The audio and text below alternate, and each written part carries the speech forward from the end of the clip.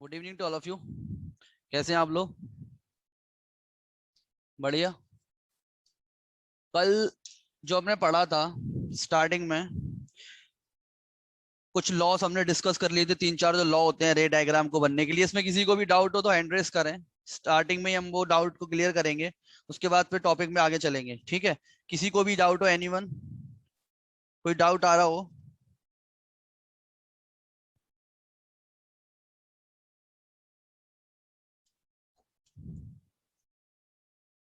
चलो मैं थोड़ा सा पूछता हूँ आप लोगों से, आप बताना। ठीक है? चलो फर्स्ट हम डिस्कस करते हैं, सेंटर ऑफ कर्वेचर क्या होता है। कौन बताने वाला है मुझे सेंटर ऑफ कर्वेचर क्या होता है? सेंटर ऑफ कर्वेचर की डेफिनेशन हैंड रेस करो। सेंटर ऑफ कर्वेचर की डेफिनेशन। यस, जिया बताएं सेंटर ऑफ कर्वेचर की डेफिनेशन। Sir, यस बताएं। the reflecting surface of a spherical mirror forms a part of a sphere. The okay sphere has a center. This point is called the center of curvature. Okay, very good. और कोई ऐसी एक दो मैं क्या simply है ना आप लोगों से बात करना चाहता हूँ कि आप लोगों ने जो कल पढ़ा था वो आपको बाय हर्ट हुआ कि नहीं हुआ। सिर्फ ऐसा नहीं है कि हमको बुक इस डेफिनेशन याद करनी है या कोई हमसे बोल रहा है कि नहीं यार आप वो याद करो, ये याद करो। ठीक है? निशांत, कुछ डाउट है तो बताओ। यस निशांत। Yes, sir. कोई डाउट नहीं है? ओके ठीक है भाई। तो आगे चलते हैं, मेरे को थोड़ा सा डिस्कशन करना था और मैं जरा एक फीचर चेक कर रहा था इसका क्या होता है। चलो, तो कल हम कहां तक पहुंच गए थे? सभी लोगों ने 10.2.2 representation of image formation by spherical mirror using रे डायग्राम, यहां तक हम सारे लोगों ने पढ़ लिया था। ठीक है? इसमें किसी को दिक्कत आई हो, कोई परेशानी आई हो तो मुझे बताएं। इन चारों लॉस में कोई दिक्कत हो, क्योंकि इन चारों लोगों का बेसिकली देखो यूज होने वाला है। कहां पर यूज होने वाला है? अभी जस्ट हम रे डायग्राम बनाने वाले हैं। 165 पेज नंबर पर नीचे एक छोटी सी हेडिंग डली हुई है, image formation by concave mirror. तो ये हेडिंग डाल लेंगे, image formation, image formation by concave mirror, image formation by concave mirror. ठीक है भाई? Image formation by concave mirror.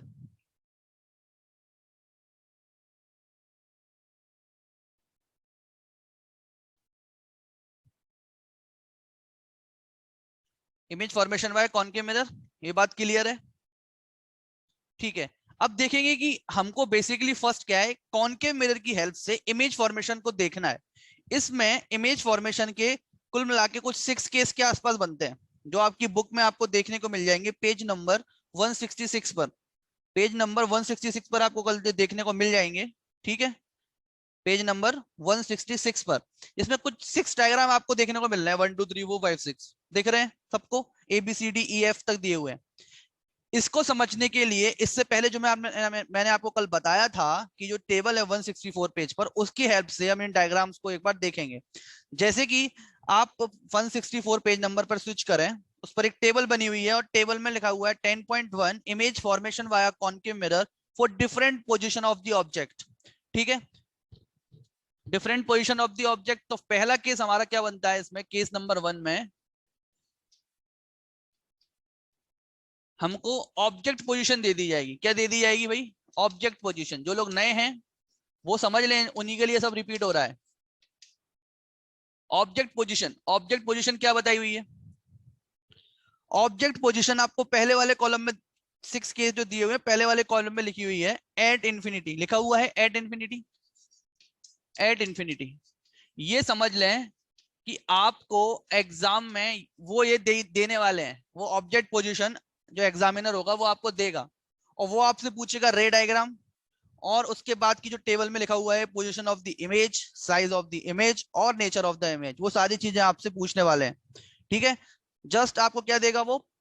Object position. क्या देगा? ऑब्जेक्ट पोजीशन देगा। बात क्लियर है? किसी को डाउट हो? नए स्टूडेंट जो है नहीं है डाउट? ठीक है? Object position at infinity. तो सबसे पहली चीज जो हमसे पूछने वाला है वो क्या पूछने वाला है? रे डायग्राम। क्या पूछने वाला है? रे डायग्राम। रे डायग्राम अब किसकी हेल्प से करने वाले हैं हम? कॉनकेव मिरर की हेल्प से। कॉनकेव मिरर सबको पता है कैसा होता है। कॉनकेव मिरर कुछ इस तरीके से दिखता है हमको, अंदर की तरफ इन्वर्ट, और पीछे की साइड इसमें क्या रहती है? पॉलिशिंग रहती है। पीछे की साइड क्या रहती है? इसमें पॉलिशिंग रहती है। ठीक, बात क्लियर है? पीछे की साइड इसमें क्या रहती है? हमारी पॉलिशिंग रहती है। अब यहां से हमारी क्या हो गई? ये प्रिंसिपल एक्सिस हो गई। इसके मिडिल पॉइंट को हमने क्या बोला? पोल। अब ये डायग्राम आपको 166 पेज नंबर पर देखने को मिलेगा। चाहो तो बुक खोल लो, बुक में 166 पेज नंबर पर ए नंबर का डायग्राम ये है। ये पोल हो गया, ये हो गया एपरेचर एम एन। फर्स्ट वाला ऑब्जेक्ट पोजीशन कहां दी हुई है? इन्फिनिटी पे दी हुई है। ऑब्जेक्ट की पोजीशन कहां पर है? इन्फिनिटी पर है। आज स्टूडेंट 2-3 काम दिख रहे हैं मेरे को, आज रिपीट कर रहा हूं इसलिए तो नहीं है ऐसा। तो देखो पता है भैया आप लोगों को रिपीट होने का रीजन आपको पता है क्या रीजन है? ठीक है, ये क्या हो गया? रे डायग्राम, ये हमारा पोल हो गया एपरेचर एम एन।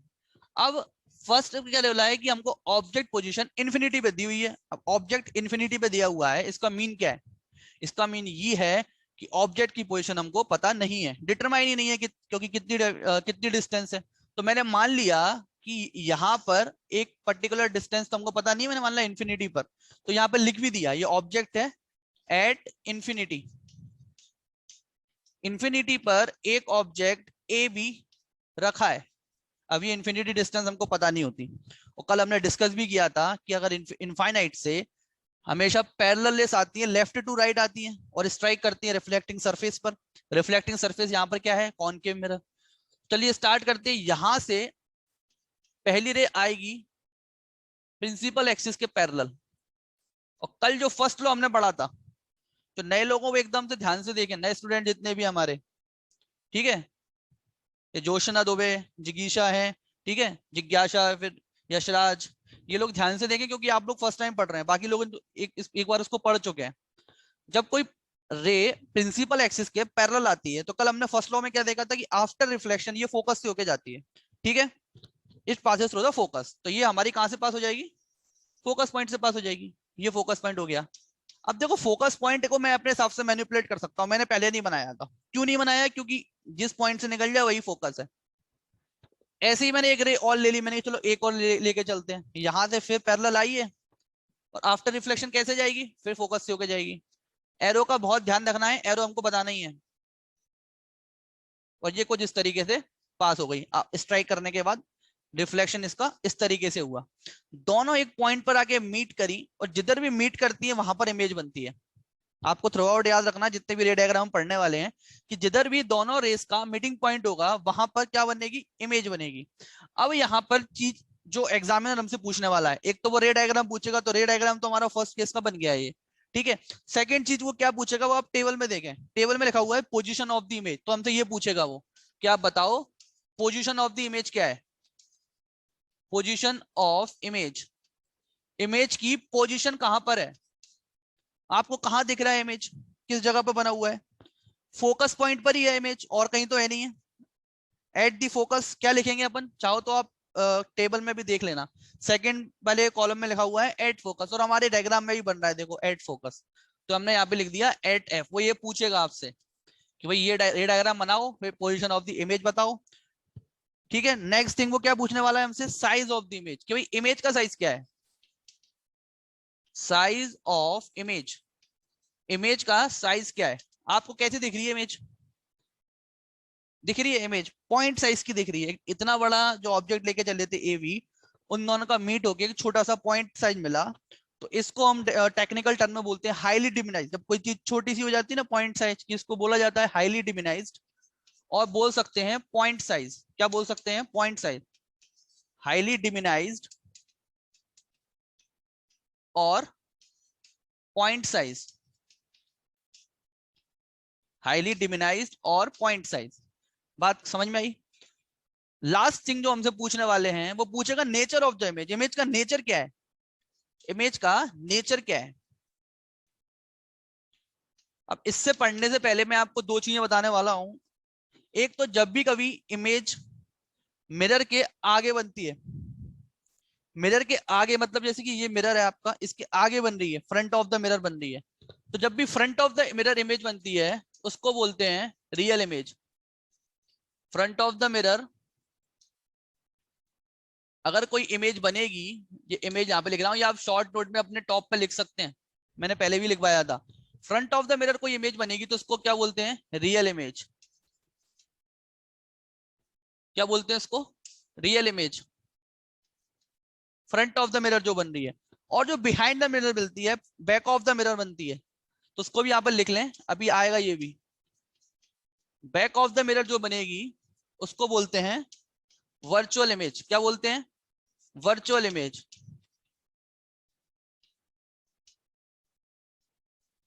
हाँ तो भाई अब दोनों चीज क्लियर है कि अगर फ्रंट ऑफ द इमेज बनेगी, front of the mirror image बनेगी तो वो कैसे बनेगी? रियल इमेज बनेगी। और अगर बिहाइंड द मिरर बनती है वो, तो वो कैसे बनेगी? वर्चुअल इमेज बनेगी। वर्चुअल मतलब एक तरीके से होता है इमेजिनरी चीज, और रियल मतलब तो पता ही सबको। तो भाई इसमें आप लोगों को कैसे दिख रहा है कि इमेज कहाँ बन रही है? Front of the mirror means real image बनेगी। तो ये बन गई आपकी, लिख दिया मैंने रियल। एंड बुक में आपको लिखा होगा इन्वर्टेड। Real and inverted. इस इन्वर्टेड का एविडेंस मैं आपको नेक्स्ट केस में दूंगा कि इन्वर्टेड कैसे हो रही है। अभी जस्ट एक्सपेरिमेंटली देखा गया है, लेबोरेटरीज में देखा जाता है कि जब वो इस केस को परफॉर्म करते हैं तो उसकी इमेज जो बनती है वो इन्वर्ट बनती है। पॉइंट साइज की भी होती है लेकिन तब भी वो इन्वर्ट बन जाती है। ठीक है, तो नेक्स्ट केस में अपन इसको डिस्कस करने वाले हैं कि इन्वर्टेड कैसे होती है। वहां एकदम से क्लियर होगा हमको सेकंड वाले केस में कि किस तरीके से बनने वाली है। ठीक, यहां तक किसी को भी कोई डाउट हो किसी भी चीज में तो मुझसे पूछ ले फ्रीली, कोई इशू नहीं है, क्योंकि ये चीजें हैं जो नए स्टूडेंट है उनको आराम आराम से धीरे धीरे समझ में आएंगी। कोई इशू हो? अब आपको करना क्या है, आपको सेम डायग्राम की प्रैक्टिस करना है 5 टाइम्स, एटलीस्ट 5 टाइम्स। फर्स्ट और सेकंड टाइम्स आप लोग इसको देख के करेंगे, सारी चीजों को देख के करेंगे। Position of the image, size of the image, nature of the image. उसके बाद तीसरी बार में आप इसको थोड़ा थोड़ा, मतलब ऐसे जितना आपको याद रह जाए उतना आप उसको क्या करेंगे, उतना बना के देखेंगे। फोर्थ एंड फिफ्थ टाइम में आपको फाइनल खेलना है एकदम। फोर्थ में सेमीफाइनल खेल लो कि लगता है कि थोड़ा बहुत देखने का मन हो रहा है तो देख लो। फिफ्थ टाइम में आपको इसको पूरी तरीके से बिना देखे बुक को बंद करके पहले तो रे डायग्राम बनाना है, बहुत अच्छे से नीट एंड क्लीन बनाना है। ठीक है, फिर उसके बाद ये सारी चीजें आपको लिखना है। तो आप बिलीव करना, अगर आप 5 टाइम्स इस चीज को कर लेते हो ना तो ये रे डायग्राम फिर कहीं जा नहीं रहे। आपकी इतनी अच्छी प्रैक्टिस हो जाएगी। आज ही एक आपको काम करना है, सारे जितने भी रे डायग्राम आज पॉसिबल है, जितने भी हम अभी बना पा रहे हैं, उन सब की आपको एक रे डायग्राम की कम से कम 5 बार प्रैक्टिस करनी है। बात क्लियर है? कितनी बार प्रैक्टिस करनी है? एटलीस्ट 5 टाइम्स आपको प्रैक्टिस करनी है। और जिन्होंने 5 टाइम्स पहले प्रैक्टिस की थी तो उनके टेस्ट में ना ऑटोमेटिकली 5 5 मार्क्स आए क्योंकि उन्होंने बनाया इतना अच्छा था। ठीक, क्लियर है? और कोई डाउट? फर्स्ट केस क्लियर है? देखो, और फर्स्ट केस में आप चेक कर सकते हो position of the image table में कहा दिया, at the focus. Size of the image highly diminished point size. और नेचर ऑफ द इमेज कैसी दी है? Real and inverted. तो दिख रही है ना, कोई इशू तो नहीं है। आगे चलें। अब धीरे धीरे होगा क्या, इस ऑब्जेक्ट की पोजीशन को हम आगे बढ़ाएंगे। अभी इन्फिनाइट पे था, अब इनफाइनाइट से आगे लेकर आएंगे बियॉन्ड सी। इसमें सी भी बना लो, ये इतना एफ है, इससे डबल डिस्टेंस पे क्या होता है? सी। इस तरीके से ये चीजें अपने हिसाब से मैनिपुलेट हो सकती हैं। बात क्लियर है ना? अब बियॉन्ड सी पर लेकर आएंगे, मतलब सी से थोड़ा आगे लेके आएंगे, फिर सी पर लेकर आएंगे, फिर between C and F, next case में एफ पे लेके आएंगे, फिर लास्ट केस में बिटवीन पोल एंड फोकस। तो 6 तरीके के केस इसमें, 6 केस इसमें बन सकते हैं। उन केस को वन बाय वन हम देख रहे हैं। ये चीज आप टॉप पे लिख लीजिए कि भाई image front of the image बनेगी, मिरर बनेगी तो वो रियल इमेज होगी। और अगर वो बैक ऑफ द मिरर या फिर बिहाइंड द मिरर बनेगी तो वो कैसे होगी? वर्चुअल इमेज होगी। आराम से इसको देख लें, समझ लें, चाहे तो रफली ड्रॉ करके भी देख लें अपने नोट्स में। रफली रफली ड्रॉ करें एकदम।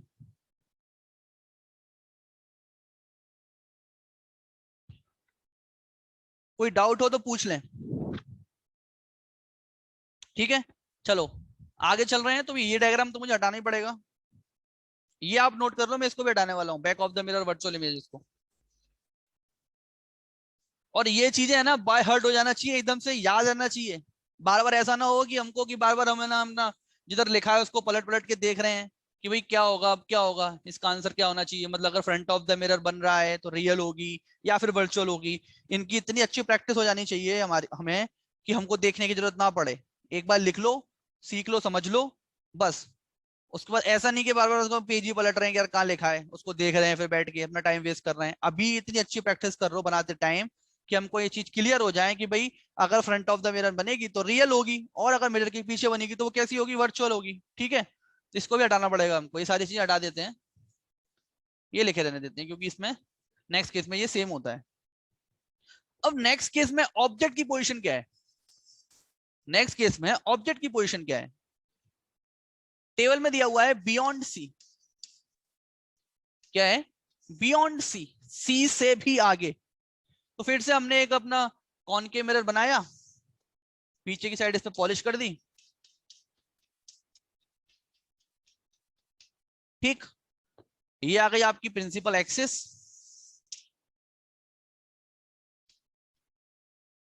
ये हो गया पोल एपरेचर एम एन। अब बियॉन्ड सी डायग्राम में बोला गया है कि ऑब्जेक्ट बियॉन्ड सी है, तो बियॉन्ड सी, अब सी कहां लें, तो अभी कहीं भी ले लो, अभी जस्ट इसको यहां बना लो बस, कि ये आपका ऑब्जेक्ट है ए बी, ये बियॉन्ड सी रखा हुआ है। अभी हम देख लेंगे कैसे, अभी हमारा डिस्कशन चलने वाला है, इसमें एक चीज नोट कर लें, ए बी हमारा ऑब्जेक्ट होगा और ए डैश बी डैश हमारी इमेज होगी, ठीक। इसको भी नोट कर लेना, A B object, A dash B dash image होगी। अब यहां पर ये बियॉन्ड सी हमारा ऑब्जेक्ट रखा हुआ है ए बी।